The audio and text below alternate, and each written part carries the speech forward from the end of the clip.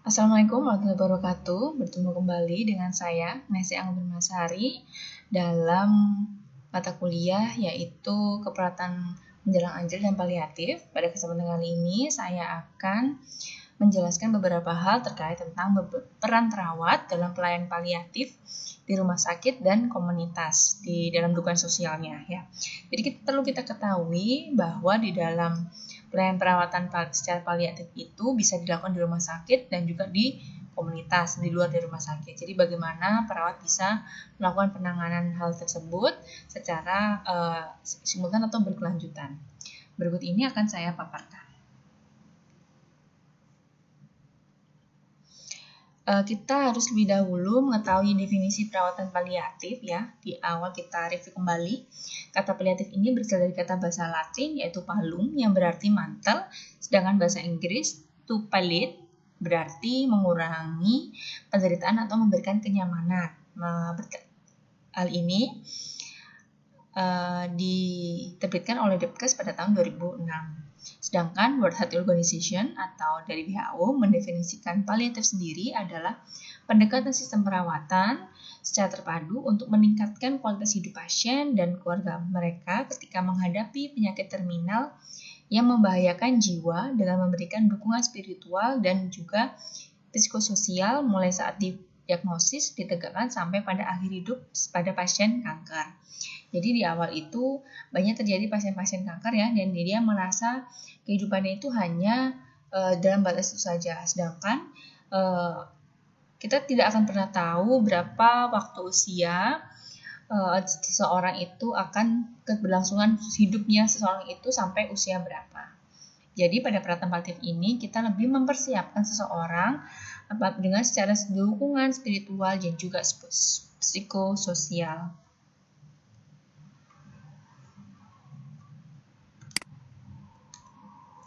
Tujuan utama dari perawatan paliatif ini yang pertama berupa dia lebih dalam pemberian kesempatan untuk tinggal di rumah pasien selama yang pasien inginkan dan tetap menjaga biaya kesehatan yang dikeluarkan pasien serendah mungkin. Jadi meminimalisir dari angka atau pembiayaan yang dikeluarkan oleh pasien dalam fase perawatan. Sedangkan indikator tercapainya tujuan perawatan paliatif menurut Direktorat Bina Pelayanan Keperawatan dan juga Teknisian Medis Kementerian Kesehatan pada tahun 2012, indikatornya ada beberapa hal. Bisa yang pertama pada aspek fisik berupa keluhan fisik si pasien ataupun orang tersebut yang menderita atau terdiagnosa itu akan mengalami keluhan fisiknya akan berkurang. Kemudian pada aspek psikologisnya, keamanan secara psikologis, kebahagiaan meningkat dan pasien dapat menerima penyakitnya. Pasien bisa menerima bagaimana kondisinya saat ini. Dan aspek sosialnya berupa hubungan interpersonal tetap terjaga dan masalah sosial lain dapat diatasi. Sedangkan yang terakhir pada aspek spiritualnya berupa tercapainya arti kehidupan yang bernilai bagi pasien dan juga keluarga, di mana hal ini dalam menjalankan kehidupan secara rohani yang berpikir secara positif serta dapat menjalankan ibadah sampai akhir hayatnya. Jadi pasien dapat menerima keadaan saat ini secara kerohanian yang bagaimana berpikiran secara positif. Tim keperawatan paliatif ini ada beberapa. Jadi paliatif ini harus dia dilakukan dan tindakan secara berkelanjutan ya. Sedangkan dia mempunyai tim yang dimana tim perawat paliatif ini terdiri dari profesi keperawatan dan berbagai macam spesialis terapis, okupasi, psikologi, gizi, ahli agama, dan juga caregiver. Dan masing-masing profesi terlibat sesuai dengan masalah yang dihadapi penderita. Dengan menyusun tim keperawatan paliatif disesuaikan dengan kebutuhan pasien dan tempat perawatannya. Dan juga anggota tim perawatan paliatif dapat memberikan kontribusi dengan keahliannya. Jadi benar-benar tidak hanya dokter dan perawat saja, dan juga bagaimana nanti perawatan home service ataupun home care di rumah. Namun ada macam-macam juga seperti ada terapisnya, secara okupasi, psikologisnya, membantu secara kemampuan menghadapi dan juga menerima keadaan saat ini, ahli gizi dan ahli agama itu juga dan caregiver juga penting untuk di dalam tim keperawatan paliatif ini. Nah, tim perawatan paliatif itu ini ada bermacam-macam ya. Sudah dari gambar, ini sudah saya tampilkan. Ada caregiver, di mana dia itu membantu dengan ikhlas ya, di mana dia menolong, kemudian bisa biasanya di panti lansia atau panti jompo ya. Kemudian dokter, lalu ada perawat dari sisi medis, kemudian ada pekerja sosial. Kemudian ada konselor spiritual, bagaimana konsultasikan secara spiritual, harus seperti apa, menurut agama ini baik apa tidak, apakah saya harus mengakhiri hidup saya, seperti itu. Jadi kita melakukan konsultasi kepada orang-orang yang sudah berkompeten di bidangnya. Dan terakhir apoteker secara medis, itu psikofarmaka ya, dilihat di sana apakah kira-kira obat-obatan ini bisa berkelanjutan ataupun stop, ataupun juga ada pengobatan yang lain yang bisa memperbaiki dari kondisi pasien tersebut.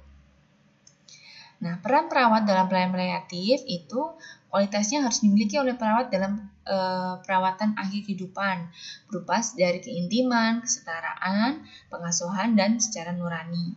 Menurut Fagin and Beers pada tahun 1983, di mana perawat adalah anggota tim yang akan menghabiskan waktu paling banyak dengan pasien dan keluarga di rumah atau lingkungan rawat inap. Dan keunikan-keunikan ini, perawat ini akan semakin intim setelah perawat memiliki kesempatan untuk mengenal pasien secara intim, bahkan bila hanya ada beberapa hari tersisa dalam kehidupan si pasien.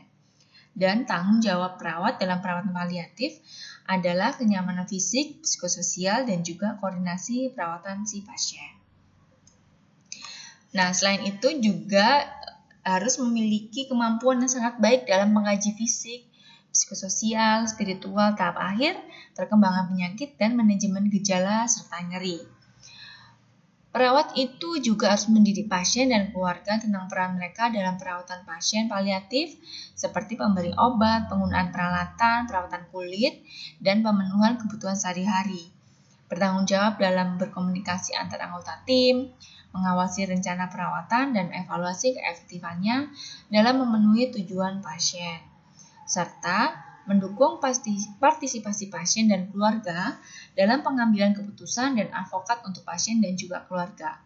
Dan terakhir, yaitu selalu memberikan dukungan secara psikososial untuk pasien agar bisa menerima keadaannya saat ini dan juga untuk bisa mempersiapkan diri untuk lebih ke menjelang ajal.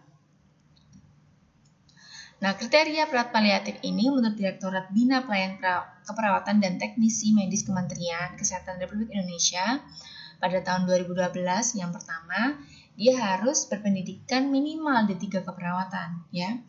Pada kriteria perawatan paliatif ini minimal D3 keperawatan. Kenapa?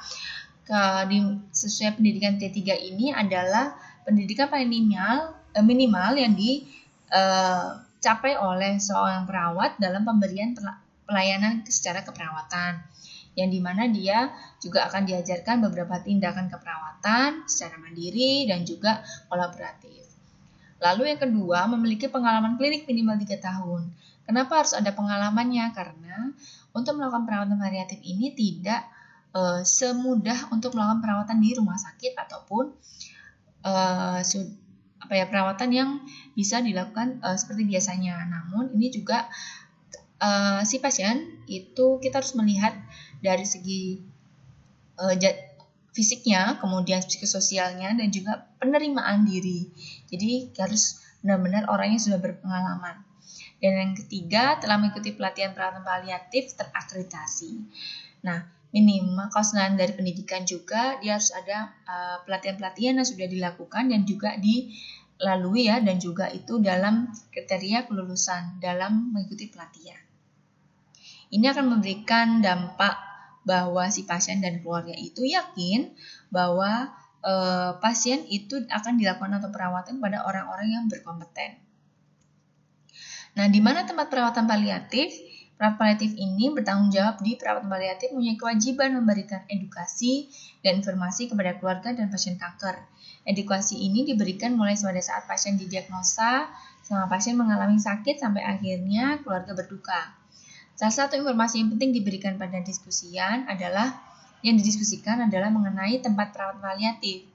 Ketika pasien diberikan edukasi terhadap tahap pelaksanaan awal kanker, contohnya kondisi pasien kanker ini masih optimal untuk otonomi pengambilan keputusan secara perawatan paliatif yang terbaik bagi pasien setelah mengalami perawatan secara paliatif. Jadi bagaimana apakah dia ini dapat dilakukan perawatan secara baik atau juga dapat dirumahkan atau perawatan yang bisa di rumah atau tetap di rumah sakit.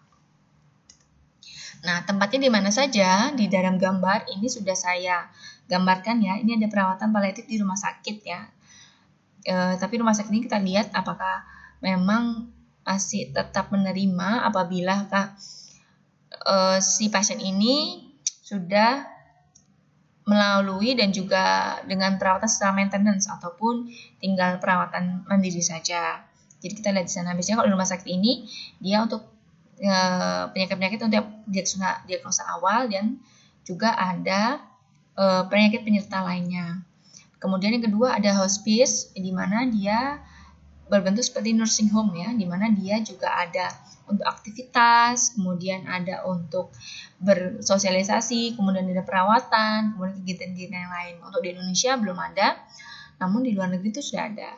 Dan yang terakhir, perawatan paliatif di rumah. Jadi, perawat datang ke rumah untuk mengecek bagaimana kondisi si pasien, kemudian bagaimana lingkungan dan juga penerimaan si pasien.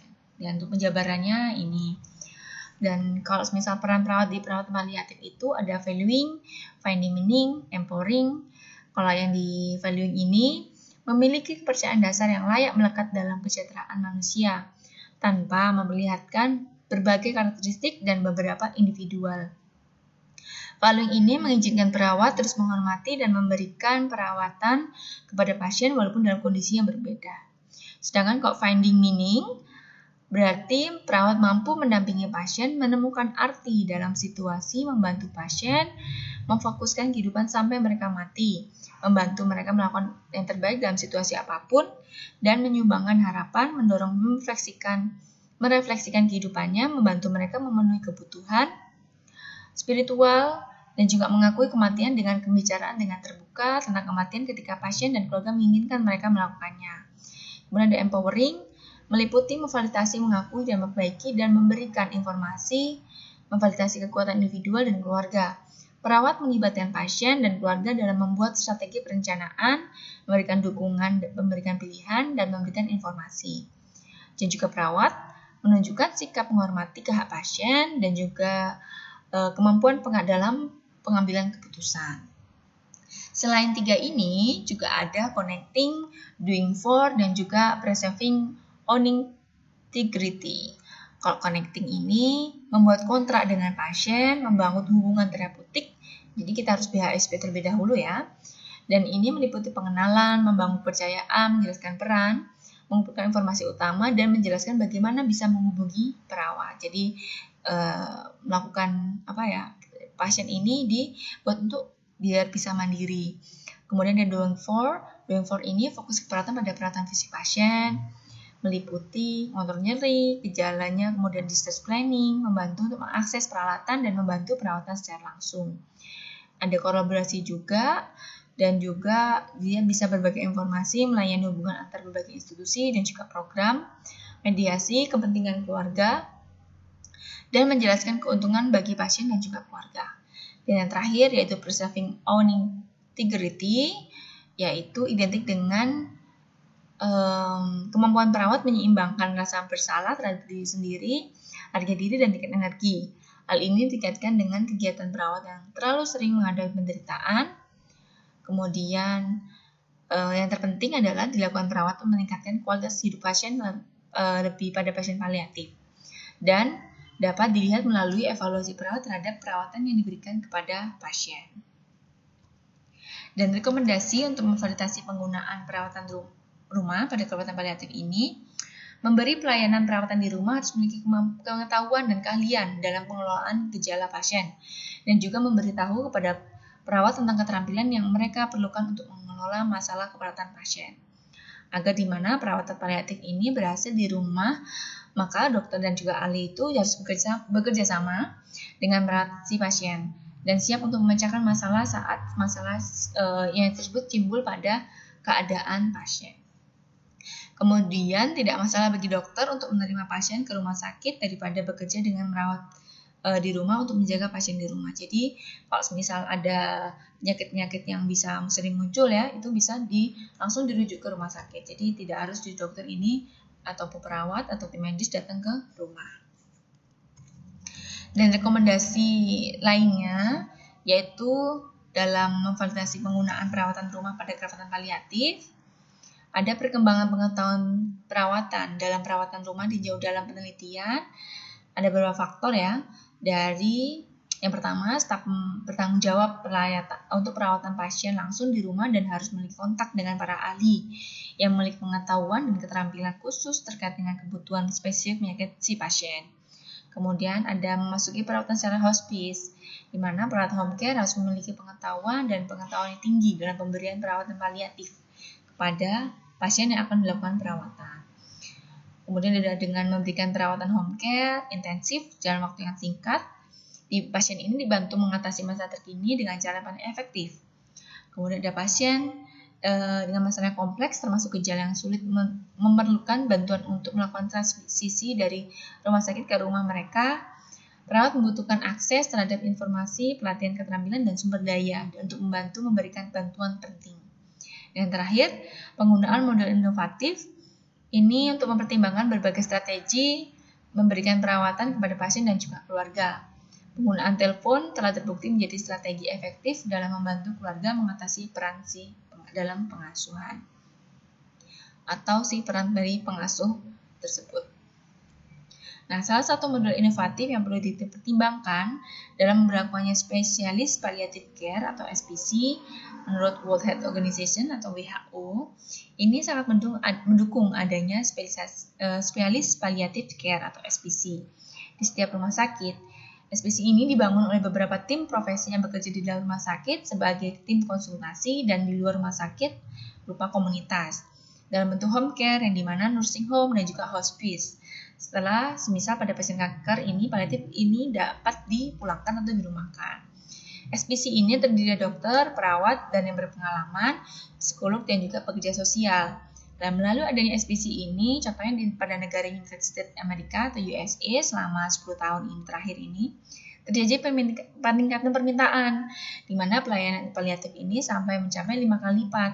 Dari yang awalnya 15% di pertama kali dicanangkan SPC ini, saat ini sudah beranjak 10 tahun itu sudah menjadi 75%. Jadi banyak orang-orang itu berminat dengan konsep spesialis palliative care. Jadi ternyata mereka nyaman apabila mereka berada atau melakukan perawatan di rumah dibanding mereka harus melakukan perawatan di rumah sakit. Terlebih lagi, pemilihan pasien dan keluarga terhadap perawatan paliatif tidak lagi pada bangsa rumah sakit, melainkan sebagian banyak ke arah home care, di mana kunci dari semua ini adalah pelayanan SPC yang diberikan melalui penekanan pada peningkatan kualitas hidup pasien. Salah satu indikatornya adalah melalui pencegahan dan pelepasan pasien sedini mungkin dari penderita dan juga rasa nyeri. Menurut Gardner et al. Tahun 2012 dan juga Elsayer et al. Pada tahun 2011. Nah, demikianlah terkait tentang bagaimana kita melakukan peran sebagai perawatan dalam pelayanan paliatif di rumah sakit dan komunitas dukungan sosial. Secara dukungan sosial ya, semoga bisa membantu teman-teman sekalian terkait bagaimana kita harus memberikan pelayanan paliatif. Apakah boleh atau tidak saat di rumah, dan juga bagaimana kita motivasi kita untuk melakukan pelayanan paliatif di rumah ataupun di komunitas. Berjumpa kembali di video-video berikutnya, dan jangan lupa untuk share, komen, dan juga like. Dan apabila teman-teman sekalian ada yang ingin request untuk materi apa saja yang akan disampaikan, bisa diketikkan pada kolom komentar. Terima kasih atas kesempatannya. Berjumpa kembali di video-video berikutnya. Wassalamualaikum warahmatullahi wabarakatuh.